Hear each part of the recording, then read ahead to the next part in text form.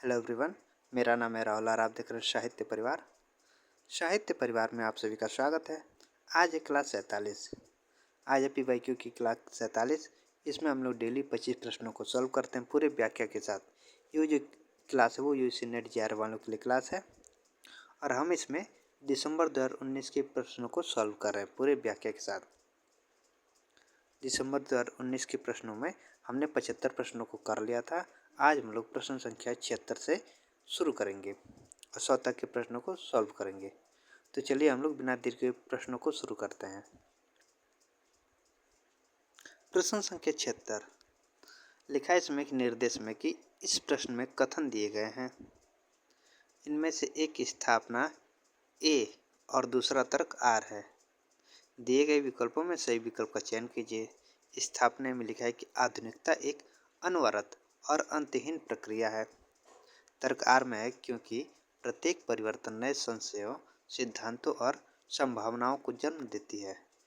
विकल्प में मतलब कौन सा विकल्प सही? ए में कि ए गलत आर गलत, बी में कि ए सही आर सही, सी में कि ए गलत आर सही और डी में कि ए सही आर गलत। तो 76 के इनमें से कौन सा विकल्प सही होगा?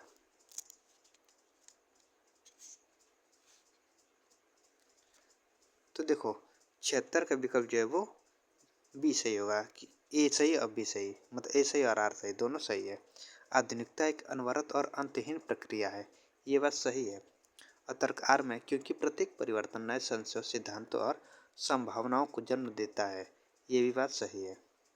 ठीक ना? तो दोनों सही है 76 का। देखो आंसर भी लिखा है प्रश्नगत स्थापना में ए और आर दोनों सही है। आधुनिकता एक अनवरत और अंतहीन प्रक्रिया है, ये बात सही है। और क्योंकि परिवर्तन नए संशयों, सिद्धांतों और संभावनाओं को जन्म देता है, ये भी बात सही है। प्रश्न संख्या 77 लिखा है इसमें कि मैं कहता हूँ आखिन देखी, तू कहता कागज की लिखी। इस काव्य पंक्तियाँ का आशय है। ए प्रत्यक्ष ज्ञान और पुस्तक के ज्ञान एक ही है। बी प्रत्यक्ष ज्ञान को ही पुस्तकों में लिखा जाता है। सी प्रत्यक्ष ज्ञान पुस्तक के ज्ञान से हीन है और डी स्वानुभव शास्त्रीय ज्ञान से बड़ा है। 77 का इनमें से कौन सा विकल्प सही है? तो देखो मैं कहता हूँ आँखन देखी, तू कहता कागज की लिखी, यह जो पंक्ति है ये तो कबीरदास जी की पंक्ति है और इस पंक्ति का जो आशय वह है स्वानुभव शास्त्रीय ज्ञान से बड़ा है। स्वानुभव शास्त्रीय ज्ञान से बड़ा है। विकल्प डी जो है वो सही है 77 का। देखो आंसर डी है लिखा है यहाँ पे कि मैं कहता हूँ आखिन देखी, तू कहता कागज की लिखी। इस काव्य पंक्ति का आशय है स्वानुभव शास्त्रीय ज्ञान से बड़ा है, यह कबीरदास जी की पंक्ति है। प्रश्न संख्या 78 लिखा है कि मैंने भावना में एक भावना का वर्णन किया है। मेरे लिए वह संबंध और संबंधों से बड़ा है। मैं वास्तव में अपनी भावना से प्रेम करती हूँ जो पवित्र है, कोमल है, अनश्वर है, डैश डैश डैश। यह संवाद किस पात्र का किसके प्रति है? ए कालिदास का मल्लिका के प्रति, बी मल्लिका का स्वागत, सी मल्लिका का अंबिका के प्रति और डी मल्लिका का कालिदास के प्रति। यह संवाद किस पात्र का किसके प्रति है? तो देखो ये जो संवाद है वो आषाढ़ के एक दिन जो नाटक है उस नाटक का ये संवाद है। और ये संवाद मतलब किस पात्र का किसके प्रति है?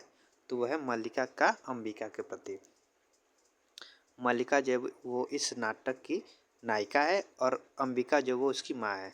तो मल्लिका अपनी माँ अंबिका के प्रति यह संवाद है। तो 78 का विकल्प सी जो है वो सही है।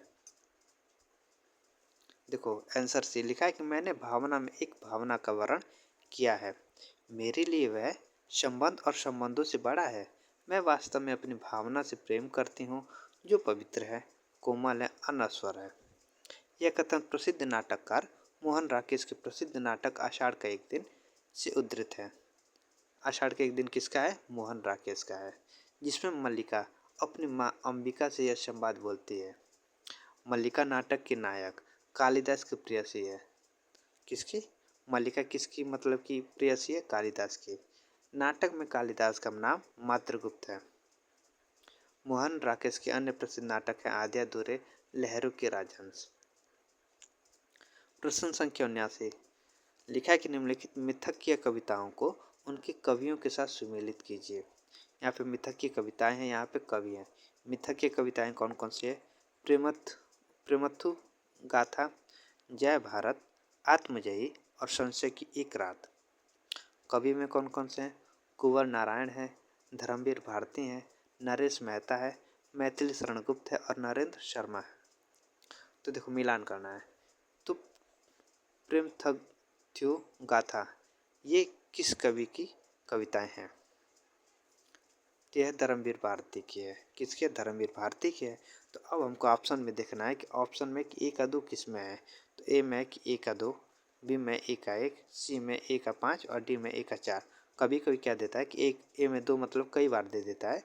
जैसे कि ए में दे दे 1 का 2 तो फिर सी में दे देगा कि 1 का 2। थोड़ा कन्फ्यूजन हो जाता है उसमें, लेकिन यहाँ पे सिर्फ एक ही बार लिखा है। ऑप्शन ए में जो 1 का 2, जब 1 का 2 आपको पता है कि प्रेमथु गाथा ये जो कविताएं हैं वो धर्मवीर भारती के आपको कन्फर्म है, तो आपको मतलब कि आंख बंद करके आपको ये अनुमान हो जाए कि 1 का 2 विकल्प ए में है, तो विकल्प ए ही सही है।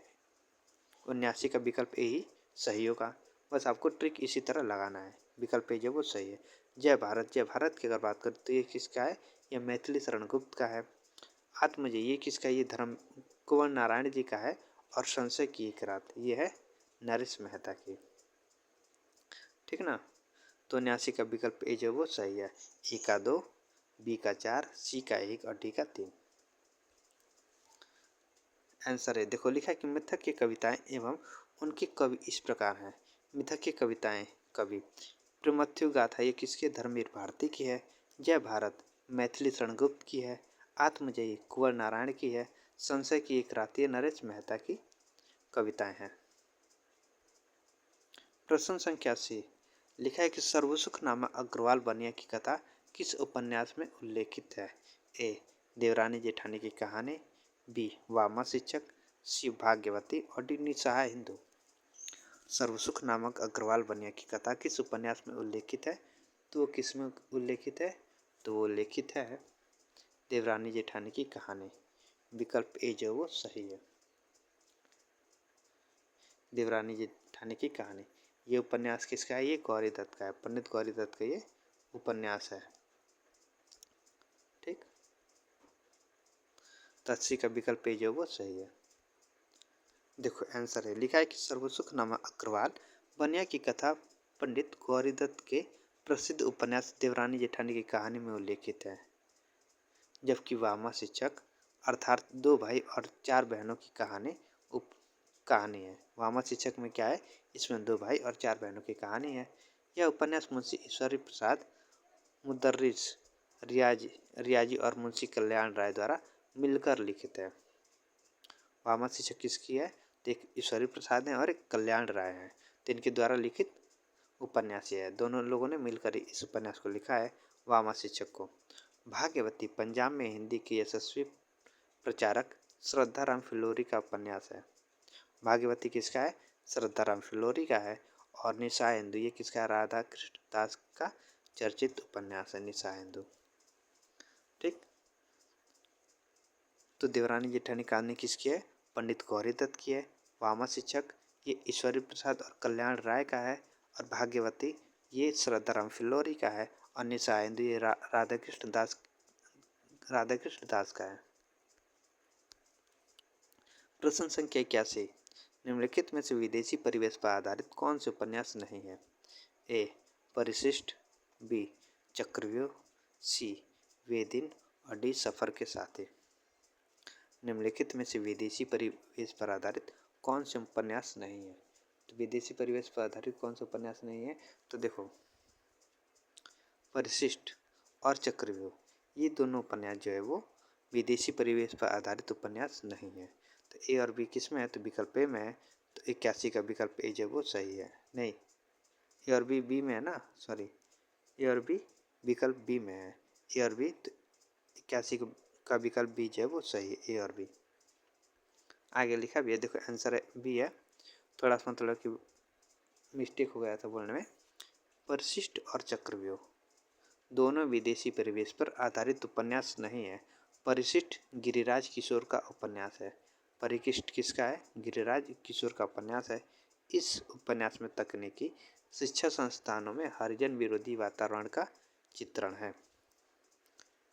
परिशिष्ट में क्या है कि इसमें तकनीकी शिक्षा संस्थानों में जो हरिजन विरोधी वातावरण है उसका चित्रण किया गया है परिशिष्ट में।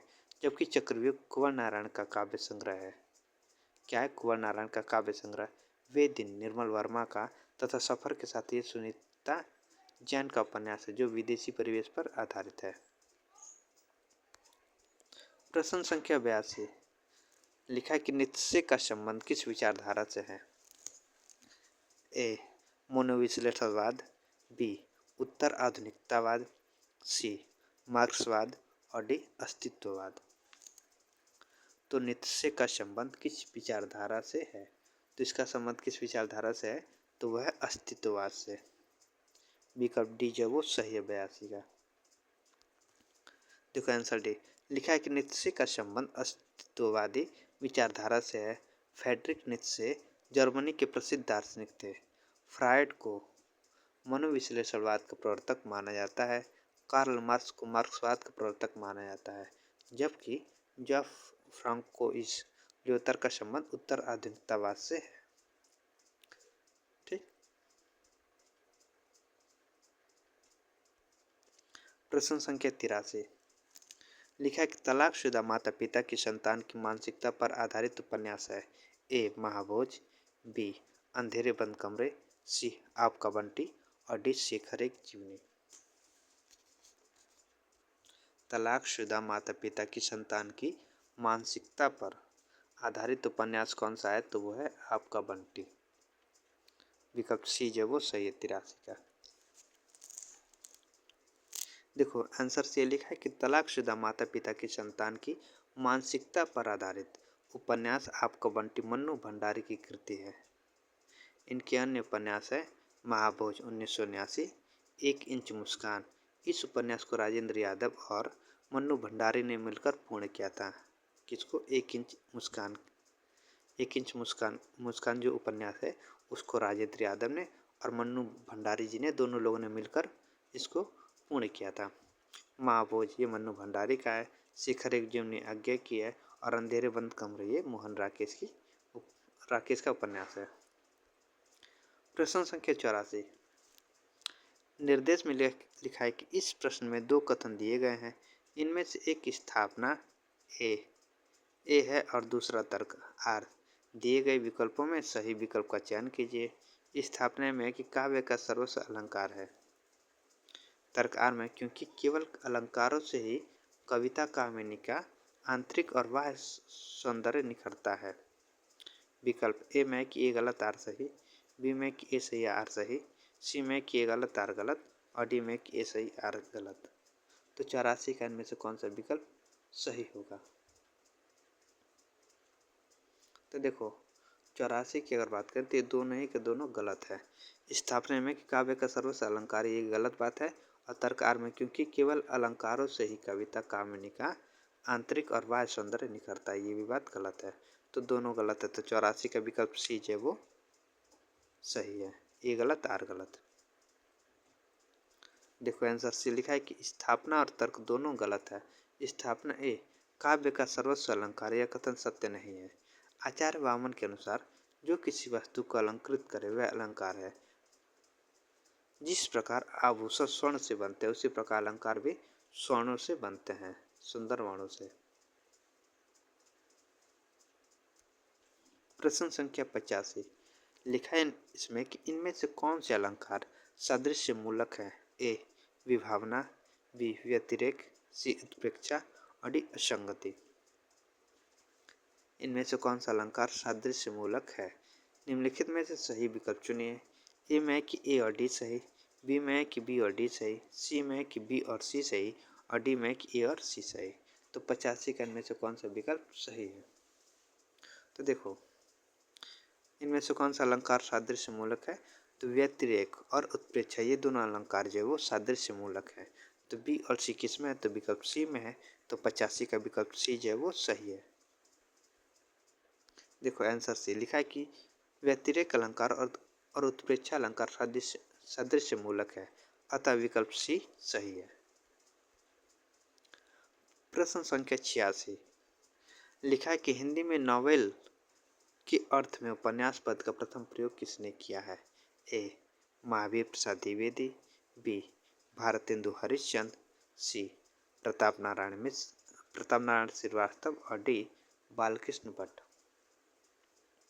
हिंदी में नॉवेल के अर्थ में उपन्यास पद का प्रथम प्रयोग किसने किया था?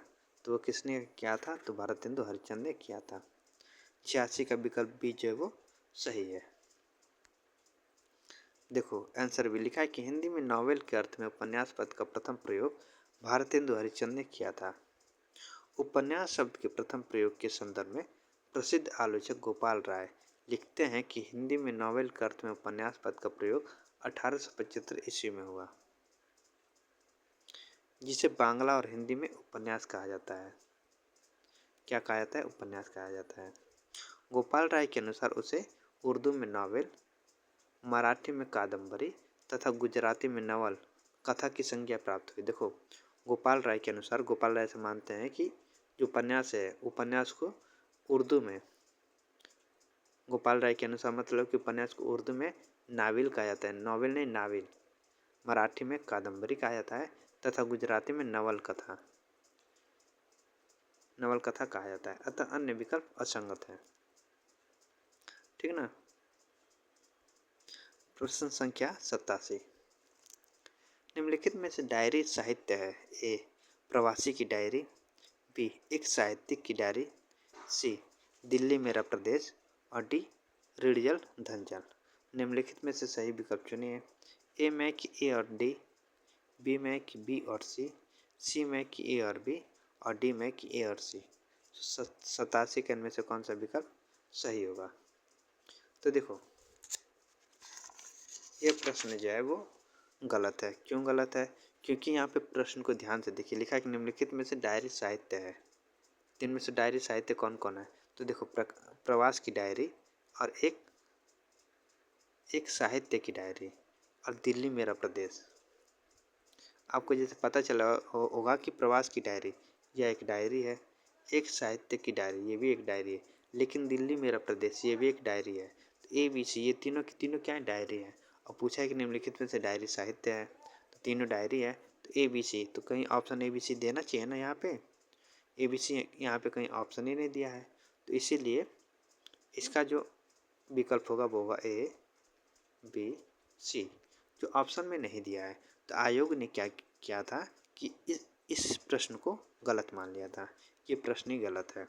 जब विकल्प सही रहेगा नहीं तो बच्चे क्या लगाएंगे? जब बच्चे नहीं लगा पाएंगे तो गलत रहेगा, तो इसीलिए मतलब कि इस प्रश्न को ही आयोग ने गलत मान लिया है।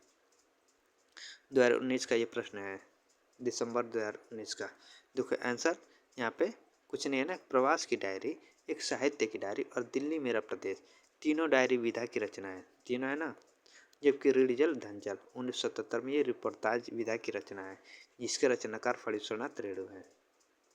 तो प्रवास की डायरी 1971 हरिवंश राय बच्चन, एक साहित्य की डायरी गजानन माधव मुक्तिबोध और दिल्ली मेरा प्रदेश रघुवीर सहाय का है। यहाँ पे हमको लगता है कि टाइपिंग थोड़ा सा ये गलत है, ठीक ना, ये गलत है। मुझे लग रहा है कि एक साहित्य की डायरी गजानन माधव मुक्तिबोध का है और दिल्ली मेरा प्रदेश या रघुवीर सहाय की रचना है। आयोग ने प्रश्न को एफ माना है या फॉल्स माना है। प्रश्न संख्या 88 लिखा कि निम्नलिखित संस्थाओं को उनके प्रवर्तकों के साथ सुमेलित कीजिए। यहाँ पे संस्थाएं हैं, यहाँ पे प्रवर्तक हैं। देखो इस प्रश्न को मैंने दूसरे साल के प्रश्नों को यहाँ पे रखा है, जो कि यहाँ का जो प्रश्न था वो इतना बड़ा था कि एक यहाँ पे मतलब कि पूरा एक पेज में नहीं आ पा रहा था, तो इसलिए मैंने दूसरे प्रश्न को यहाँ पे रख लिया है, ठीक ना। अब यहाँ पे संस्थाएं, यहाँ पे प्रवर्तक। संस्था में कौन कौन से हैं? ब्रह्म समाज है, प्रार्थना समाज है, थियोसॉफिकल सोसाइटी और सत्य शोधक समाज है। प्रवर्तक में महात्मा फूले हैं, एनी बेसेंट हैं, फिर अनाडे हैं और राजाराम मोहन राय, दयानंद सरस्वती। तो 88 का इनमें से कौन सा विकल्प सही, मतलब कि मिलान करना है, 88 का मिलान करना है, ठीक ना, सॉरी। तो देखो मिलान करना है। अब ब्रह्म समाज, इसके संस्थापक कौन थे या प्रवर्तक? तो वो थे राजा राम मोहन राय। राजा राम मोहन राय। प्रार्थना समाज के थे रानाडे थियोसॉफिकल सोसाइटी, इसके कौन थे? तो एनी बेसेंट। और सत्यशोधक समाज, इसके थे महात्मा फूले। तो ए का 4 और बी का 3, सी का 2 और डी का 1 किस में है? तो विकल्प ए में है। तो 88 का विकल्प ए जो है वो सही है। ब्रह्म समाज के प्रवर्तक राजा राम मोहन राय, प्रार्थना समाज के रानाडे, थियोसॉफिकल सोसाइटी के एनी बेसेंट और सत्यशोधक समाज के प्रवर्तक महात्मा फूले। प्रश्न संख्या 89, लिखा है कि सिद्ध हेमचंद शब्दानुशासन किस तरह के का ग्रंथ है? ए व्याकरण संबंधी, बी ज्योतिष संबंधी, सी साहित्यिक और डी धार्मिक। तो सिद्ध हेमचंद शब्दानुशासन किस तरह का ग्रंथ है? तो वो है व्याकरण संबंधी ग्रंथ है। 89 का विकल्प ए जो है वो सही है। देखो आंसर है, लिखा है कि सिद्ध हेमचंद शब्दानुशासन व्याकरण संबंधी ग्रंथ है जिसके लेखक हेमचंद जी हैं। हेमचंद की अन्य रचनाएं काव्यानुशासन, शब्दानुशासन है। आचार्य हेमचंद संस्कृत के अंतिम महाव्याकरण और महापंडित थे, अतः हेमचंद को कलिकाल सर्वज्ञ कहा जाता है। प्रश्न संख्या 90, लिखा है कि उर्वशी के तृतीय अंक के आधार पर कौन से कथन सही है? उर्वशी के तृतीय अंक के आधार पर कौन सा कथन सही है? ए में एक शक्तिशाली और दुर्दर्श पुरुष भी सुंदरियों के कटाक्ष से आहत हो जाते हैं। बी में कि उर्वशी मानवीय है। सी में कि उर्वशी कहती है यह देह भाव भ्रांति है। और डी में पुरुरवा के अनुसार मर्त्य मानव को देवता कहा जा सकता है। तो निम्नलिखित में से सही विकल्प चुनिए। ए में कि ए और बी सही, बी में कि ए और डी, सी में कि बी और सी और डी में कि ए और सी। तो 90 का इनमें से कौन सा विकल्प सही होगा? तो देखो उर्वशी की तृतीय अंक के आधार पर कौन सा कथन सही है? तो तृतीय अंक के आधार पर सही है कि शक्तिशाली और दुर्दर्श पुरुष भी सुंदरियों के कटाक्ष से आहत हो जाते हैं, ये बात सही है। और एक है कि उर्वशी कहती है कि यह देह भाव भ्रांति, एक ये सही है। तो ए और सी किस में है? तो विकल्प डी में है। तो 90 का विकल्प डी जो है वो सही है। देखो आंसर डी, लिखा है कि उर्वशी की तृतीय अंक के आधार पर सही कथन है ए शक्तिशाली और दुर्दर्श से पुरुष भी सुंदरियों के कटाक्ष से आहत हो जाते हैं। और सी में कि उर्वशी कहते हैं ये देह भाव भ्रांति है। उर्वशी ये रामधारी सिंह दिनकर का काव्य रचना है जिस पर इन्हें 1972 में ज्ञानपीठ पुरस्कार प्राप्त हुआ है। उर्वशी में कामाध्यात्म की चर्चा की गई है, अतः ये प्रेम और सौंदर्य का काव्य है। अब देखो अब आ गए हम लोग अवतरण वाले प्रश्न को, इसको पढ़ेंगे, उसके बाद प्रश्नों को हम लोग सॉल्व करेंगे।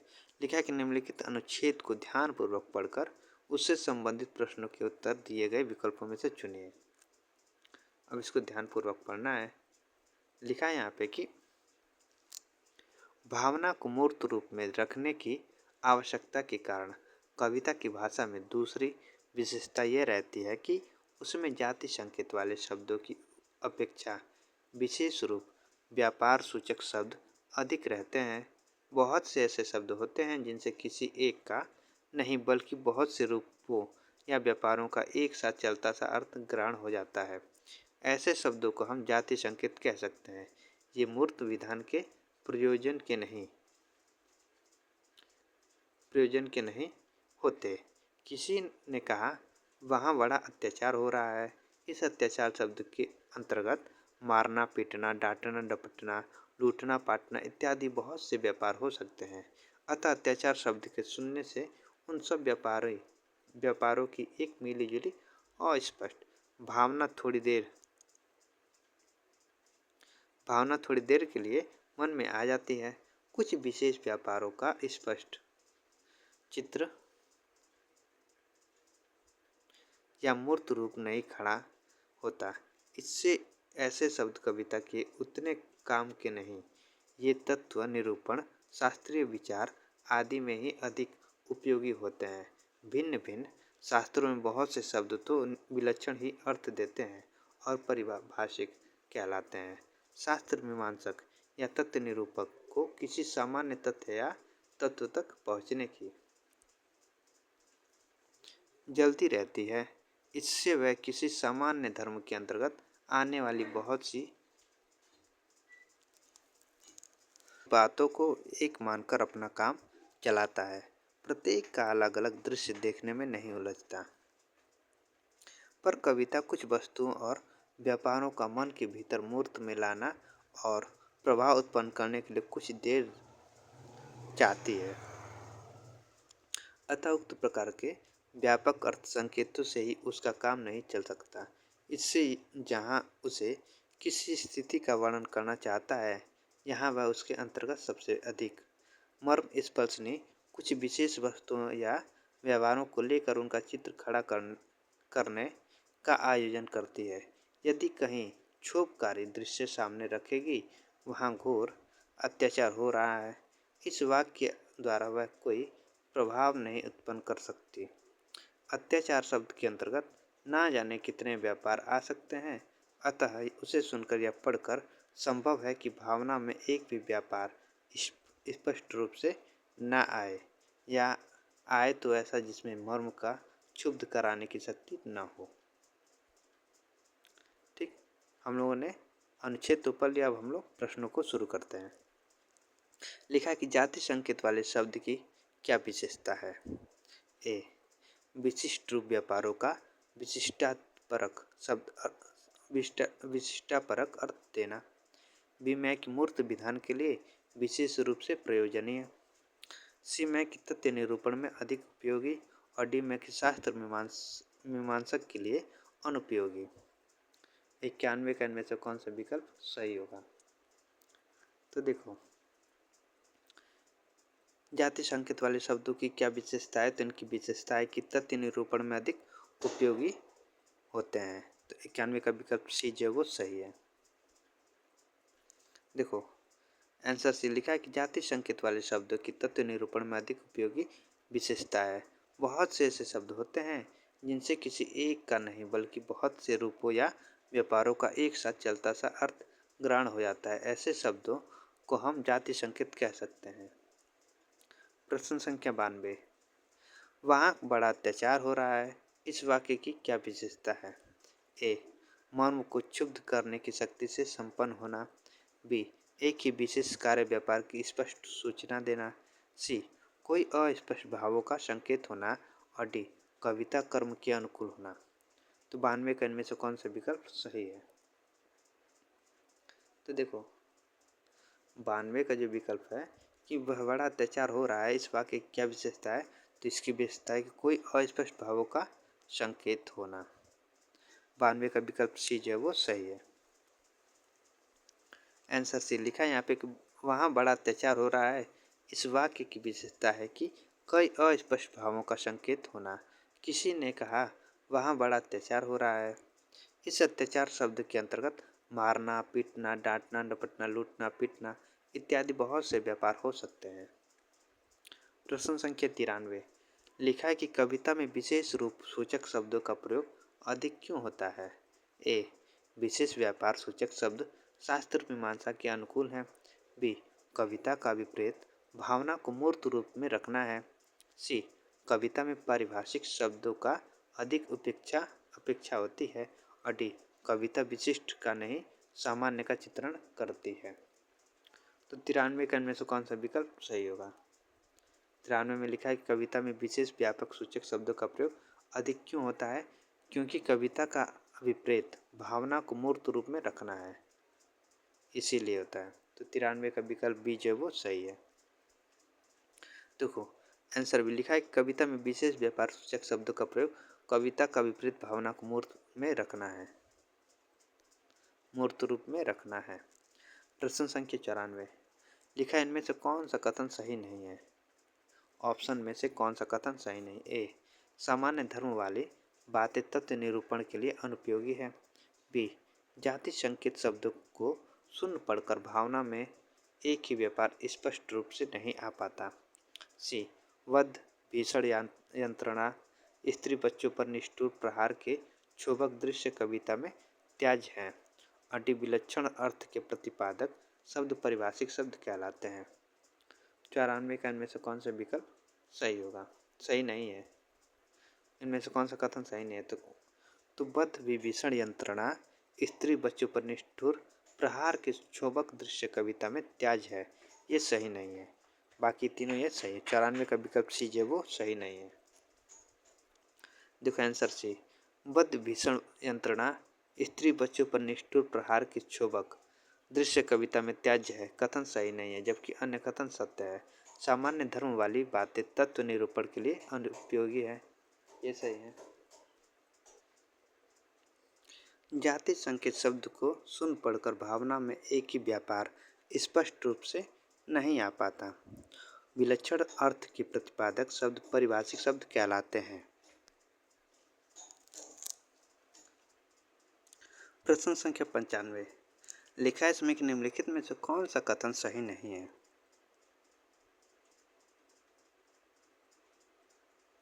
इनमें से कौन सा कथन जो है वो सही नहीं है? ए, व्यापक अर्थ संकेत अर्थ मर्म स्पर्शी व्यवहारों का चित्रण में सर्वाधिक सक्षम है।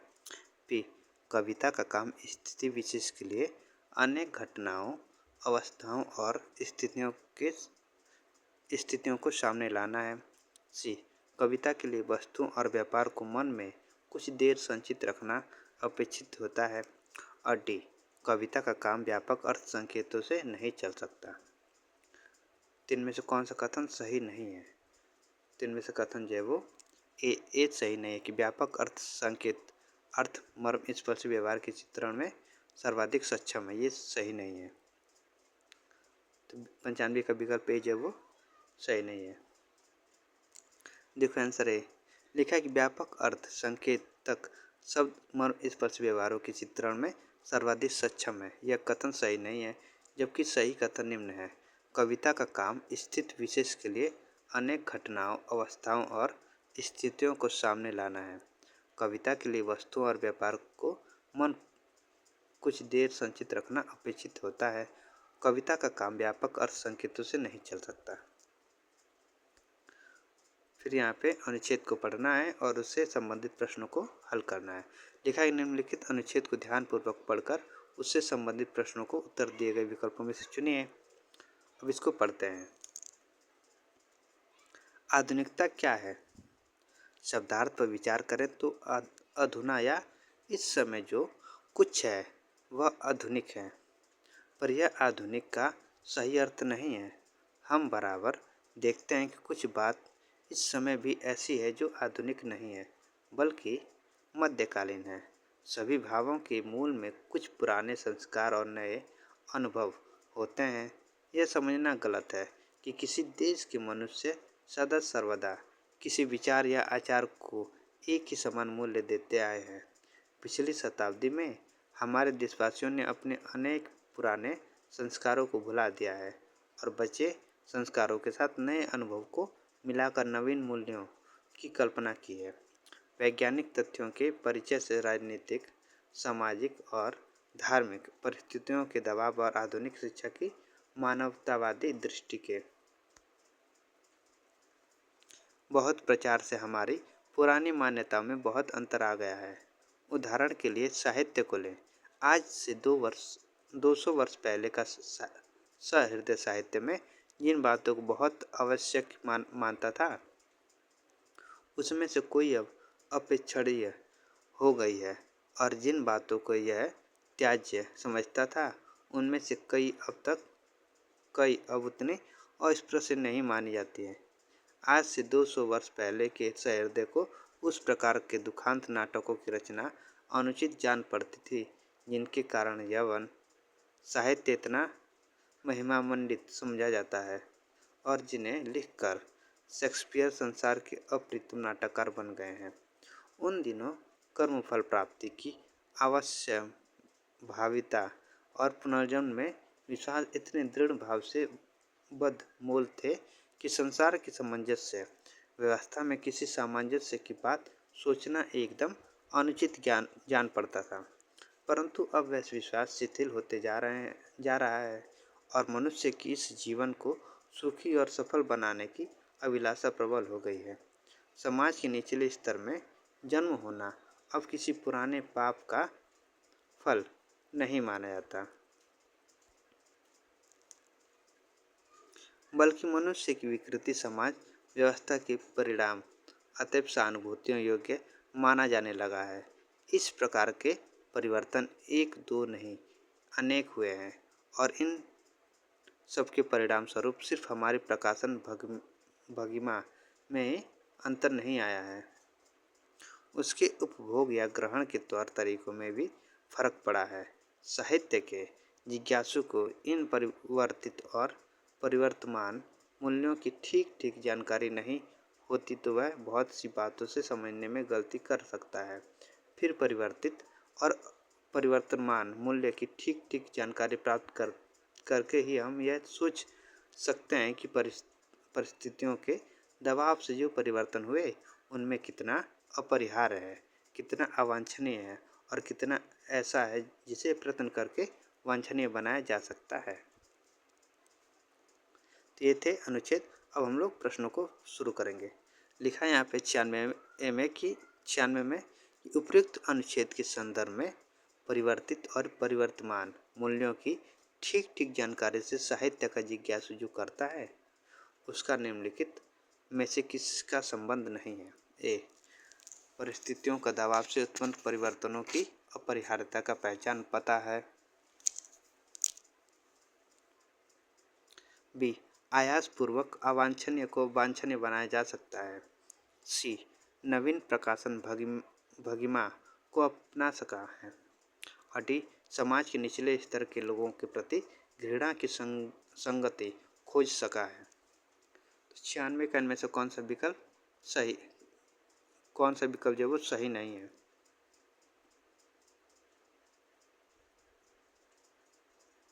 तो देखो 96 की अगर बात करें तो विकल्प डी, समाज के निचले स्तर के लोगों के प्रति घृणा की संगीत खोज सका है, ये जो है वो संबंध नहीं है। 96 का विकल्प डी जो वो सही है।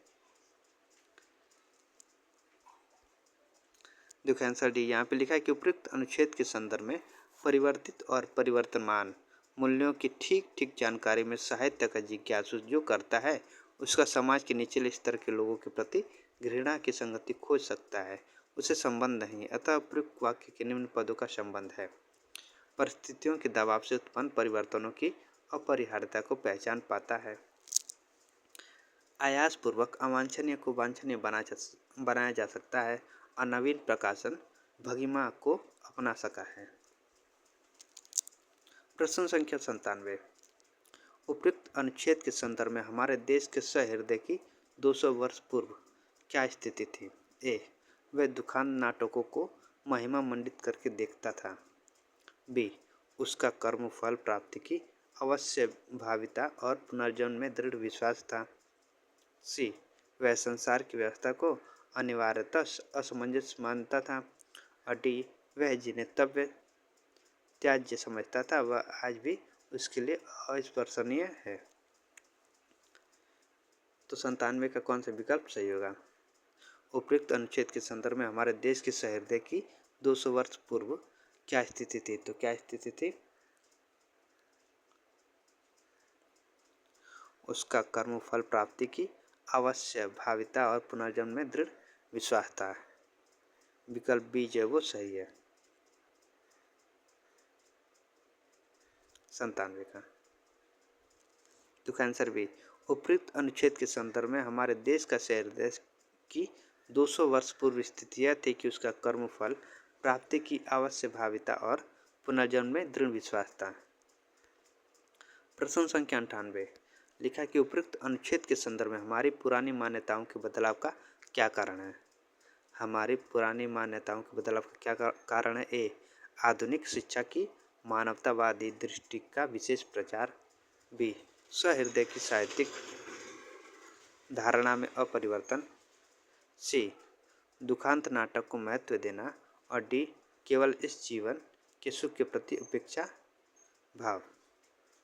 तो 98 का इनमें से कौन सा विकल्प सही है। हमारी पुरानी मान्यताओं के बदलाव का क्या कारण है? तो वो कारण है आधुनिक शिक्षा की मानवतावादी दृष्टि का विशेष प्रचार। विकल्प ए जो है वो सही है 98 का। देखो आंसर है, लिखा है कि उपयुक्त अनुच्छेद के संदर्भ में हमारी पुरानी मान्यताओं के बदलाव के कारण आधुनिक शिक्षा की मानवतावादी दृष्टि का विशेष प्रचार है। आंसर ए है। प्रश्न संख्या 99 लिखा है कि उपयुक्त अनुच्छेद के संदर्भ में इनमें से कौन सा कथन सही है? ए, इस समय की बातों का मध्यकालीन होना।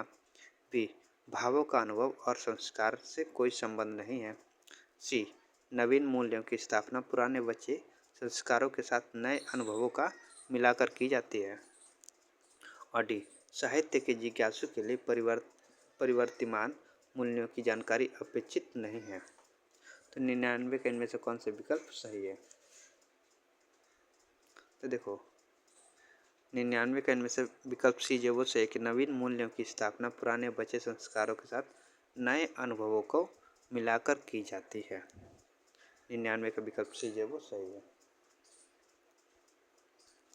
देखो उपयुक्त अनुच्छेद के संदर्भ में सही कथन है नवीन मूल्यों की स्थापना पुराने बचे संस्कारों के साथ नए अनुभवों को मिलाकर की जाती है।